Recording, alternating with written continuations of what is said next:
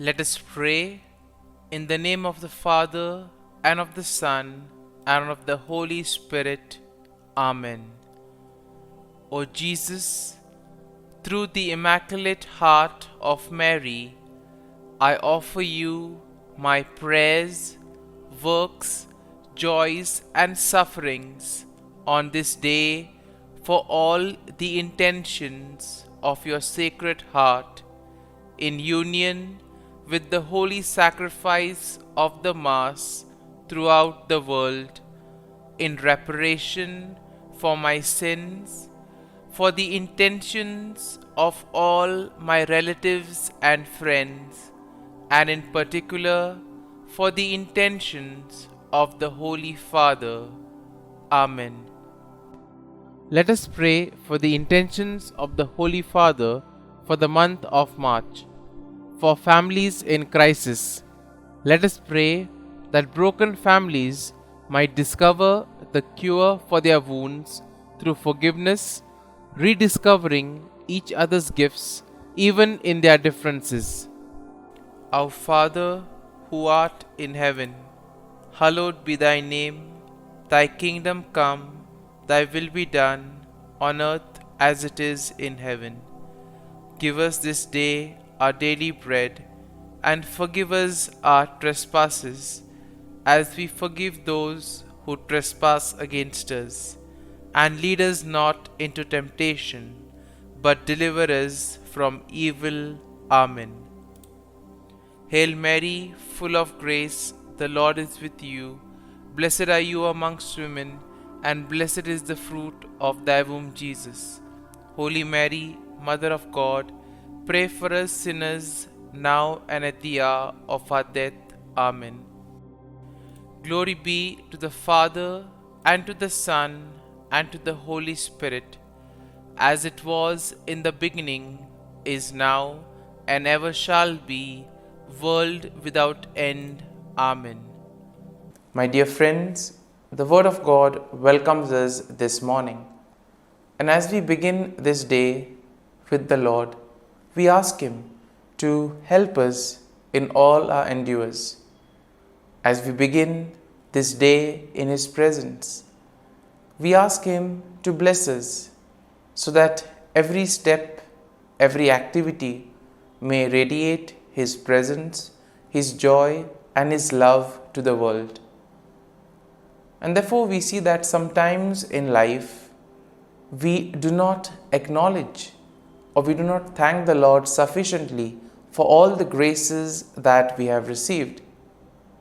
If you take a look at our lives, we see that we may have received plenty of graces, but we very rarely thank the Lord for them. And therefore it would be adequate for us to begin today's day by thanking the Lord, thanking Him for all the little things, for all the graces that He has given in our lives. These things which may seem little go a long way in His plan for us.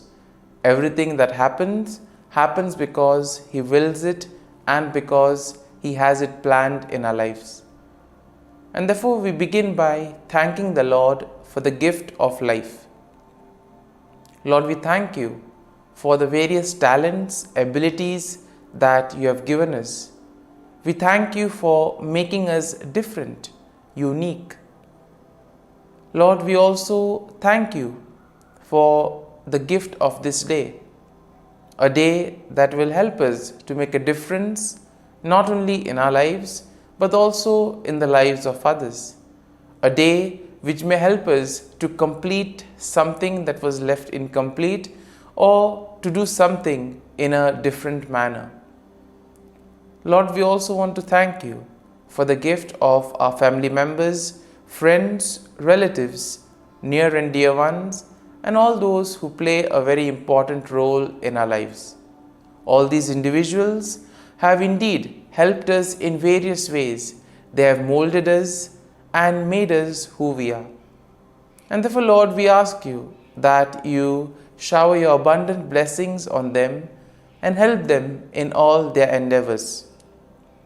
Lord, we also thank You for all the opportunities that You have given us.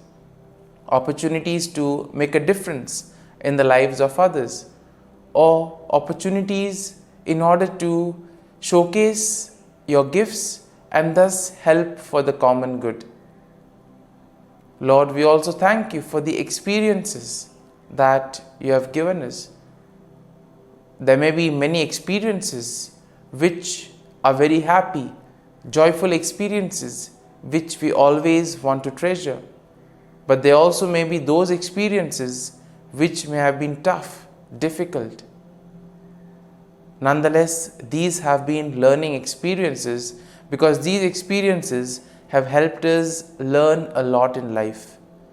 And therefore, Lord, we thank you for giving us these experiences, for helping us become stronger individuals. And Lord, as we offer you this day, we ask you that you may give us all the graces that are necessary so that we may understand your plan in our lives and that we may be able to put into practice all the teachings, all the values that you have taught us. And now, my dear friends, let us reflect and meditate on Psalm 56. Now, as usual, we shall take a look at an overview of the psalm and then we shall go into the details of the psalm. Now, we see that Psalm 56 generally is a psalm of lament that is attributed to David, and it is believed to have been written during a time when David was in distress and he was facing opposition from his enemies. Now, the psalm can be divided into three main sections. The first basically includes a plea for God's mercy and protection, and this is a theme that we will find in verses 1 to 4. Then as we move to verses 5 to 7, we see that there is a kind of a description of the actions and the intentions of David's enemies. And finally, in verses 8 to 13, we see a declaration of trust and praise in God.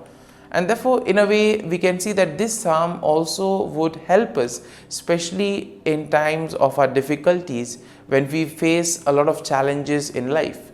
Now, overall, we see that Psalm 56 will showcase David's plea for God's mercy and protection in the face of opposition. This psalm also highlights the trust that David had in God's faithfulness and power, despite the actions of his enemies. Now, the psalm also encourages us to trust in God's deliverance, and also it emphasizes the importance of praising and honoring God. This psalm, in a very particular manner, serves as a reminder that even in difficult moments, even in times of distress, God is a reliable source of refuge and strength. And having seen the overview of the psalm, let us go into the first section, that is verses 1 to 4. And here we see that in this first section of the psalm, David pleads for God's mercy and protection. We see that David acknowledges his vulnerability and he expresses his trust in God to deliver him. Now, in verses 1 to 2, David asks God to be merciful to him and to take note of his distress. And therefore, when we are also faced with problems in life, we can always turn to the Lord, who is ever willing to help us. In verses 3 to 4, we see that David describes his enemies and their actions. And here we see that he acknowledges that they are constantly opposing him and causing him a lot of trouble. However, we see that David also affirms his trust in God and declares that he will not be afraid. Now, when we move to the second section of the psalm, we see that this section will plainly focus on the actions and the intentions of David's enemies. Now, David describes their malicious intentions and their attempts to harm him.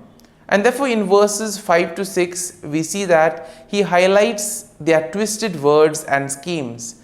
He portrays their schemes and actions as an attempt to trap him and to bring him down.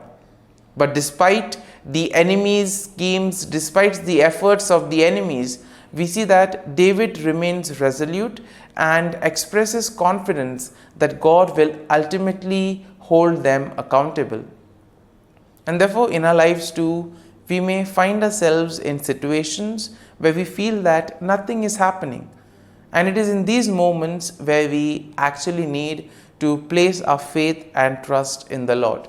And therefore, David in this psalm gives us a perfect example of that. Now, the third section of this psalm shifts to a declaration of trust and praise in God. Now, here we see that David will express his faith in God's promises and he declares his unwavering trust in Him. Now, in verses 8 to 9, we see that David affirms his belief that God is aware of his suffering and that He collects his tears. David also asserts his confidence that God is on his side and ultimately God will deliver him from his enemies. And therefore, as we read verses 10 to 11 of the psalm, we see that David declares his trust in God's word and His power, and therefore stating that he will not fear what mere mortals may do to him. He recognizes that his deliverance is ultimately in the hands of God.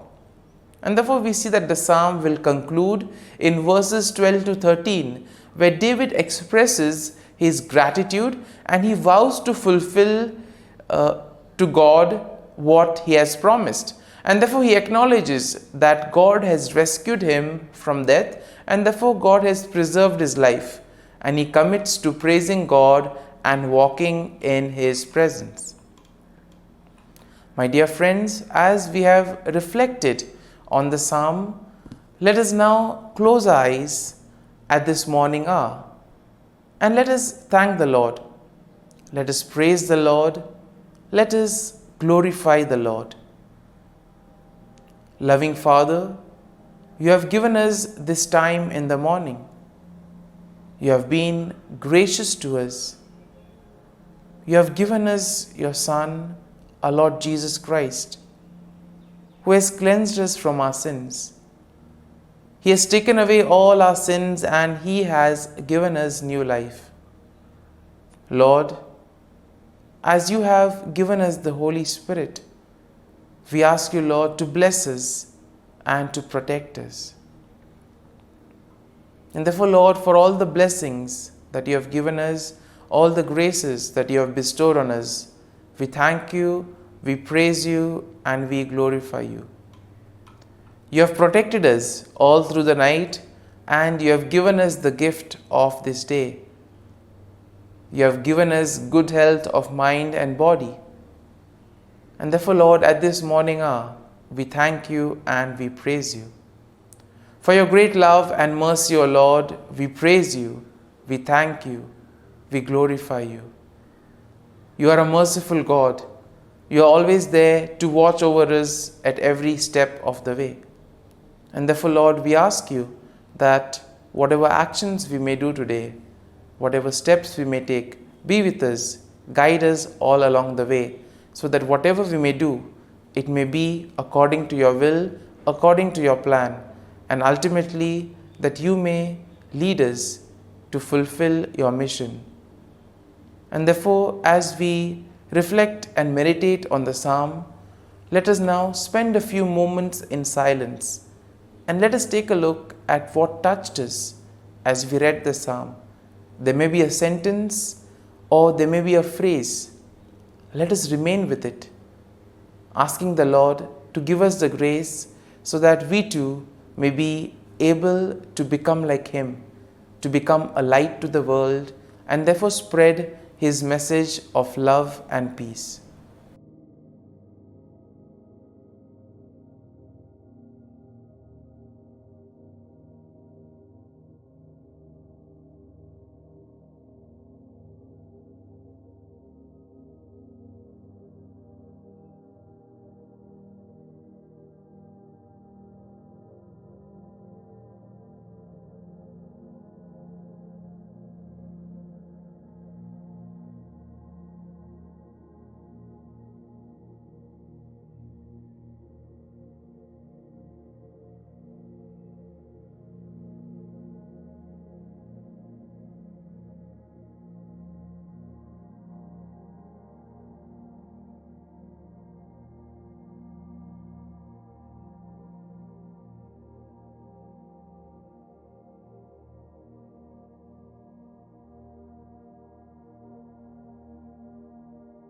Prayer to Saint Michael the Archangel for protection.